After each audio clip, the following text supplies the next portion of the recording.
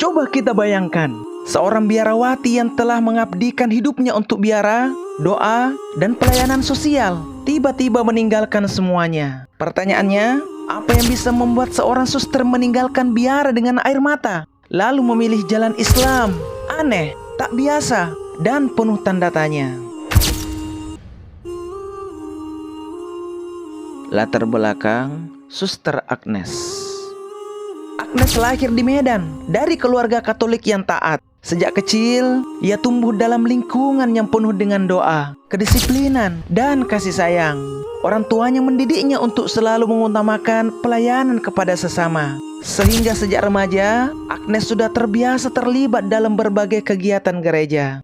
Ia memiliki kepribadian yang lembut, penuh perhatian kepada orang lain, dan memiliki tekad kuat untuk mengabdikan hidupnya demi kemanusiaan. Cita-citanya menjadi seorang biarawati tumbuh seiring dengan ketertarikannya pada kehidupan sederhana, doa, serta pengabdian tanpa pamrih. Setelah lulus sekolah, keinginannya itu semakin bulat. Ia masuk biara dan resmi menjadi seorang suster. Di mata banyak orang, Agnes adalah teladan. Ia selalu siap membantu siapapun tanpa melihat latar belakang. Dalam banyak kesempatan, ia diutus untuk melakukan pelayanan sosial, mulai dari membantu anak-anak yatim, mengajar di sekolah-sekolah pelosok, hingga mendampingi masyarakat miskin di desa terpencil. Kehidupan biara membuatnya semakin terlatih dalam kesabaran dan ketulusannya. Di antara banyak misi yang dijalaninya, ada satu pengalaman yang sangat berkesan ketika ia ditugaskan ke Aceh, wilayah yang mayoritas penduduknya Muslim. Baginya, ini adalah tantangan sekaligus kesempatan untuk melayani lebih luas. Sebagai biarawati, ia terbiasa hidup bersama komunitas seagama. Namun di Aceh, ia berhadapan langsung dengan budaya, tradisi, dan kehidupan masyarakat yang berbeda dari yang selama ini ia kenal. Agnes awalnya hanya fokus pada tugas kemanusiaan, memberikan pelayanan kesehatan, pendidikan, dan bantuan sosial kepada masyarakat setempat. Namun seiring waktu, ia mulai memperhatikan satu hal yang membuatnya heran sekaligus kagum. Orang-orang Muslim yang ia temui tampak begitu disiplin dalam menjalankan ibadah. Meskipun dalam keadaan sulit, meski hidup seadanya pasca bencana, mereka tetap meluangkan waktu untuk sholat 5 waktu. Pemandangan itu begitu membekas di hatinya. Bagi Agnes, ini adalah awal dari sebuah perjalanan spiritual yang kelak akan mengubah seluruh jalan hidupnya. Yang semula hanya ingin mengabdi sebagai seorang suster, tanpa disangka sedang dipersiapkan Allah untuk menemukan kebenaran yang jauh lebih besar dari yang pernah ia bayangkan. Pertemuan dengan umat Muslim di Aceh. Ketika tiba di Aceh, Agnes merasa seperti memasuki dunia yang benar-benar berbeda dari apa yang selama ini ia kenal. Kota dan desa yang ia datangi masih menyimpang luka mendalam akibat bencana besar. Rumah-rumah porak-poranda, jalanan rusak, dan banyak keluarga yang kehilangan anggota tercinta. Di tengah suasana yang penuh kesedihan itu, Agnes bersama timnya berusaha memberikan pelayanan terbaik, mendirikan posko kesehatan, menyalurkan bantuan, dan mengajar anak-anak yang kehilangan sekolah mereka. Hari-hari berlalu, dan di sela kesibukan itu, Agnes mulai memperhatikan hal-hal kecil yang justru mengusik batinnya. Setiap kali azan berkumandang, masyarakat Muslim yang ia layani langsung bergegas meninggalkan aktivitasnya. Mereka mengambil air wudhu, menggelar sajadah sederhana, lalu bersama-sama menunaikan sholat. Bahkan anak-anak kecil pun dengan penuh semangat ikut berdiri di barisan saf. Pemandangan ini membuat Agnes kagum sekaligus bertanya-tanya, bagaimana mungkin di tengah penderitaan yang begitu berat, orang-orang ini tetap mampu menjaga rutinitas ibadahnya? Apa yang membuat mereka tetap tegar, seolah-olah sholat menjadi sumber kekuatan yang tak tergantikan? Rasa penasaran itu semakin kuat ketika ia beberapa kali melihat umat Muslim rela berhenti bekerja hanya untuk memenuhi panggilan sholat. Ada seorang ibu yang meninggalkan aktivitas memasak di dapur darurat untuk segera sholat. Ada seorang ayah yang pulang sejenak dari membantu membersihkan reruntuhan rumah demi beribadah. Bahkan ada anak-anak yang bermain lalu berhenti begitu mendengar azan. Agnes mulai merasa ada sesuatu yang istimewa dari ajaran Islam, sesuatu yang belum pernah ia temukan dalam hidupnya sebagai suster. Di satu sisi ia kagum, namun di sisi lain hatinya bergejolak karena pertanyaan-pertanyaan baru terus bermunculan. Apakah mungkin ada kebenaran yang lebih dalam di balik disiplin ibadah umat Islam ini? Malam-malam di Aceh pun terasa berbeda. Setelah seharian bekerja keras, ia kerap termenung, mengingat kembali pemandangan orang-orang sholat dengan penuh ketenangan. Entah mengapa, bayangan itu selalu datang menghampirinya. Ia merasa seolah-olah sedang diajak untuk mencari tahu lebih jauh tentang Islam. Dan dari situlah, perjalanan rohani Agnes perlahan mulai berubah arah. Ia yang semula datang hanya untuk misi kemanusiaan, kini diam-diam membawa pulang pertanyaan besar yang akan mengguncang seluruh jalan hidupnya. Puncak perubahan, bermimpi Ka'bah. Hari-hari di Aceh berlalu, dan rasa penasaran Agnes terhadap Islam semakin dalam. Ia bukan hanya sekedar memperhatikan umat muslim dari kejauhan, tapi diam-diam mulai mencari tahu. Dalam percakapan ringan dengan warga, ia menanyakan arti azan, makna wudhu, dan mengapa sholat harus dilakukan 5 kali sehari. Jawaban sederhana dari masyarakat membuatnya semakin heran, karena semuanya terdengar begitu penuh makna. Agnes kemudian memutuskan untuk membaca buku-buku tentang Islam yang ditemukan di sekitar posko. Ia membaca Al-Quran terjemahan. Meski awalnya hanya beberapa ayat, setiap kalimat yang ia baca terasa menembus hatinya. Seolah ada sesuatu yang berbicara langsung kepadanya. Ayat-ayat tentang kesabaran, tentang penderitaan yang akan diganti dengan pahala, tentang Tuhan yang Maha Esa. Semuanya terasa sangat nyata di tengah kondisi masyarakat Aceh saat itu. Namun titik balik yang paling besar terjadi pada satu malam. Setelah seharian bekerja keras membantu para korban, Agnes pulang ke kamarnya yang sederhana. Ia kelelahan, tubuhnya letih, namun hatinya justru gelisah. Malam itu, ia berdoa dengan penuh kerinduan, memohon agar Tuhan menuntun dirinya ke jalan yang benar. Dalam tidurnya, Agnes bermimpi. Ia melihat sebuah tempat yang tak pernah ia kunjungi sebelumnya. Sebuah bangunan berbentuk kubus hitam yang sangat besar, dikelilingi cahaya dan lautan manusia yang berputar mengelilinginya. Mereka mengenakan pakaian putih, berdoa, menangis, dan bersujud. Di tengah keramaian itu, ada Agnes merasakan ketenangan yang belum pernah ia alami seumur hidupnya. Bangunan itu adalah Ka'bah. Meskipun saat itu Agnes belum benar-benar memahami apa maknanya, di dalam mimpinya ia menangis terseduh-seduh. Ada perasaan damai, ada rasa pulang, ada getaran yang tak bisa dijelaskan dengan kata-kata. Ia terbangun dengan mata basah, jantung berdegup kencang, dan sebuah keyakinan baru. Ini bukan sekedar mimpi biasa. Tapi tunggu dulu, apakah ini benar?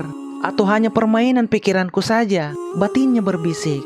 Keraguan itu menghantui pikirannya berhari-hari. Namun, semakin ia mencoba mengabaikannya, semakin kuat perasaan itu menekan. Seolah ada suara yang berulang kali memanggilnya, mengingatkan bahwa Allah telah menunjukkan jalan. Bagi Agnes, mimpi itu adalah jawaban dari doa yang ia panjatkan. Sejak saat itu, ia tidak lagi melihat Islam hanya dari luar. Ia yakin hidayah sedang mengutuk pintu hatinya, dan pintu itu perlahan mulai ia buka. Meskipun ia tahu konsekuensinya akan sangat berat. Keputusan berat meninggalkan biara. Setelah mimpi tentang Ka'bah itu, hati Agnes tak lagi sama. Setiap kali ia mengingat suasana damai dalam mimpinya, air matanya mengalir tanpa bisa ditahan. Ada perasaan kuat yang menyelimuti dirinya, seolah Allah sedang memanggilnya menuju cahaya kebenaran. Namun di balik ketenangan itu, muncul pula ketakutan besar. Ia sadar, bila ia benar-benar mengikuti kata hatinya, maka jalan hidupnya akan berubah selamanya. Agnes mulai merasa bimbang setiap kali menjalankan aktivitas sebagai suster. Doa-doa yang dulu terasa menenangkan, kini seolah kehilangan makna. Sebaliknya, setiap kali ia mendengar azan dari masjid di sekitar, hatinya bergetar hebat. Seakan-akan azan itu adalah panggilan pribadi untuk dirinya. Ia menyadari bahwa pilihannya tak ringan. Jika ia masuk Islam, ia harus meninggalkan biara. Itu berarti melepaskan ikatan sumpah pengabdian, meninggalkan rekan-rekan sesama suster yang sudah seperti keluarganya. Bahkan mungkin membuat orang tuanya kecewa. Bagaimana reaksi mereka nanti? Akankah mereka menganggapnya pengkhianat? Pertanyaan itu terus menghantuinya. Namun semakin hari, dorongan itu semakin tak terbendung. Agnes mulai mencari teman muslim yang bisa dipercaya untuk menjelaskan lebih jauh tentang Islam. Dari merekalah ia belajar tentang syahadat, tentang tauhid, tentang mengapa manusia hanya boleh menyembah Allah yang esa. Setiap penjelasan justru membuat hatinya semakin mantap. Pada akhirnya ia memutuskan untuk melangkah. Dengan suara bergetar, di hadapan seorang ustadz dan beberapa saksi, Agnes mengucapkan 2 kalimat syahadat. Air matanya mengalir deras. Saat itu juga ia memilih nama baru, Aisyah, nama yang kelak akan menjadi identitas barunya sebagai seorang muslimah. Keputusan itu membuatnya lega. Namun sekaligus berat. Ia harus meninggalkan biara, tempat ia dibesarkan, dilatih, dan mengabdi. Ia berjalan keluar dengan perasaan campur aduk, sedih, takut, tapi juga bahagia. Setiap langkah terasa seperti melepaskan beban masa lalu, sekaligus menapaki jalan baru yang penuh cahaya. Bagi Aisyah, meninggalkan biara bukan berarti berhenti mengabdi. Justru ia merasa kini pengabdiannya lebih bermakna, karena selama ini ia lakukan semata-mata untuk Allah. Namun, ia tahu ujian baru akan segera datang. Dunia lamanya mungkin menolak, tapi hatinya yakin inilah jalan yang benar. Tantangan setelah masuk Islam. Menjadi seorang muslimah baru bukanlah akhir perjalanan bagi Aisyah. Nama yang dulu Agnes pilih setelah mengucap syahadat, tapi justru awal dari babak kehidupan yang penuh ujian. Hari-hari pertama setelah keputusannya terasa begitu berat. Ia harus meninggalkan biara, tempat yang selama bertahun-tahun menjadi rumah keduanya.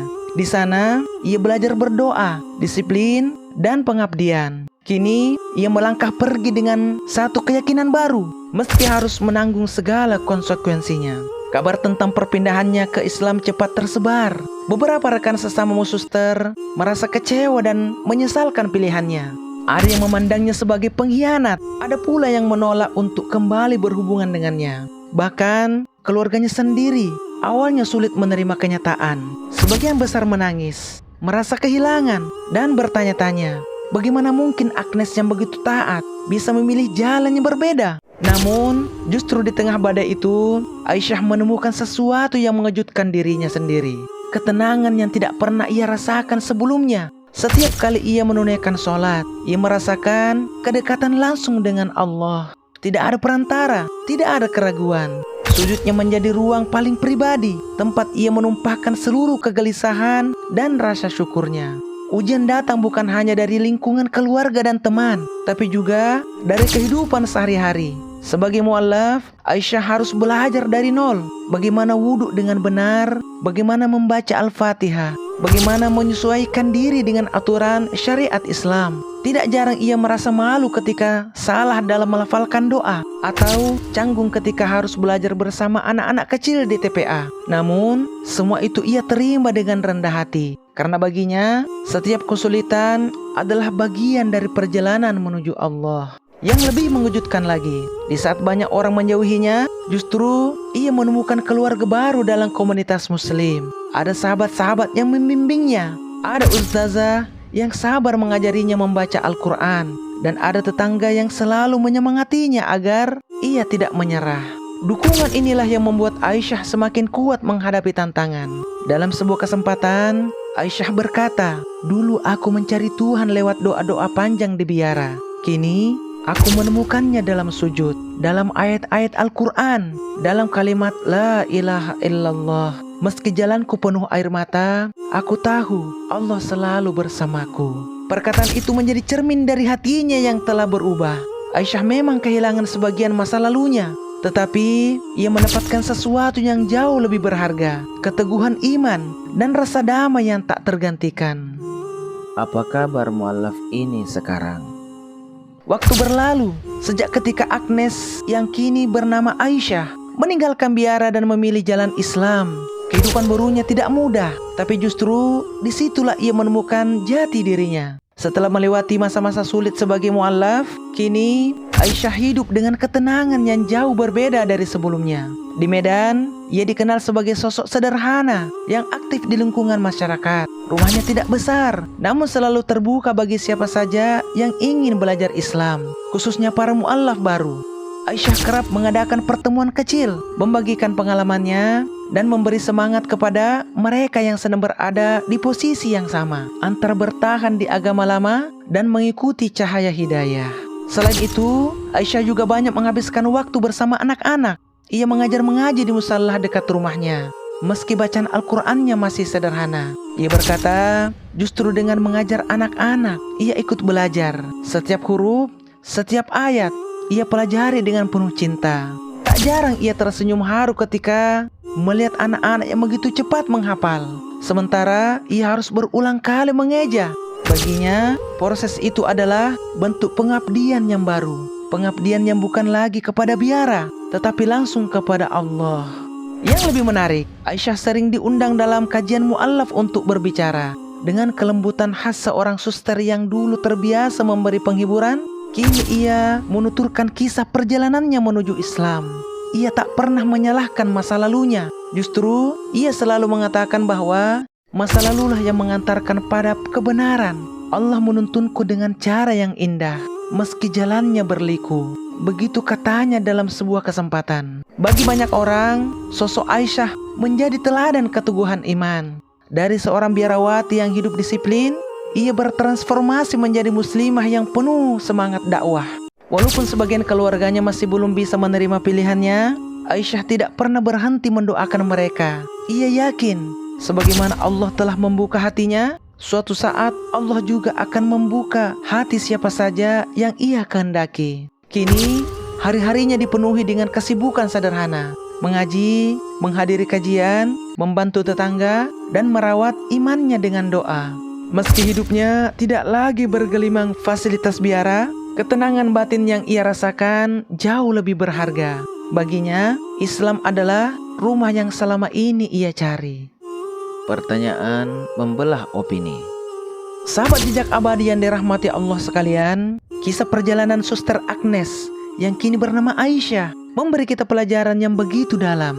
Dari seorang biarawati yang hidup dalam doa dan pengabdian, ia berani meninggalkan segalanya demi mengikuti panggilan hati. Perjalanan ini bukanlah jalan yang mulus, melainkan penuh air mata, ujian, dan penolakan. Namun di balik semua itu, Aisyah menemukan sesuatu yang tak ternilai, kedekatan dengan Allah yang Maha Esa.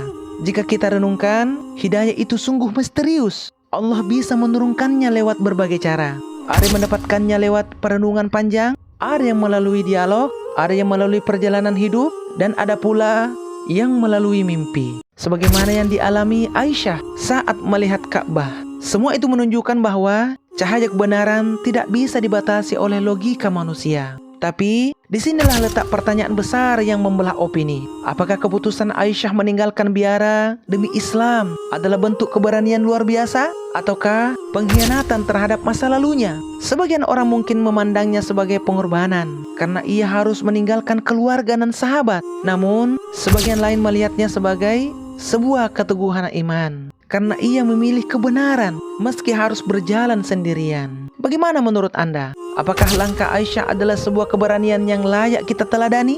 Ataukah sebuah pilihan yang jauh beresiko? Pertanyaan ini tentu tidak memiliki jawaban tunggal karena setiap orang akan memandang dari sudut yang berbeda. Yang jelas, kisah ini mengingatkan kita bahwa hidayah tidak bisa dipaksa, tetapi harus dicari. Ketika Allah memberi tanda, tugas kita adalah berani menjawabnya. Seperti kata Aisyah, aku menangis saat meninggalkan biara, tapi aku tersenyum saat menemukan sujud. Karena dalam sujud, aku benar-benar merasa pulang. Sahabat jejak abadi yang dirahmati Allah, jika kisah ini menyentuh hati Anda, mari kita doakan agar Aisyah senantiasa istiqomah, agar kita semua pun diberikan keteguhan iman dalam setiap langkah hidup kita. Dan sebelum kita akhiri video ini, saya ingin mengajak Anda jangan lupa untuk like, share, dan subscribe channel ini. Dengan cara itu, Anda turut menyebarkan kisah inspiratif ini kepada lebih banyak orang. Dan semoga menjadi amal jariah bagi kita semua. Sampai jumpa lagi di kisah berikutnya yang tentu akan penuh kejutan, pelajaran, dan penuh hikmah. Kami pamit. Assalamualaikum warahmatullahi wabarakatuh.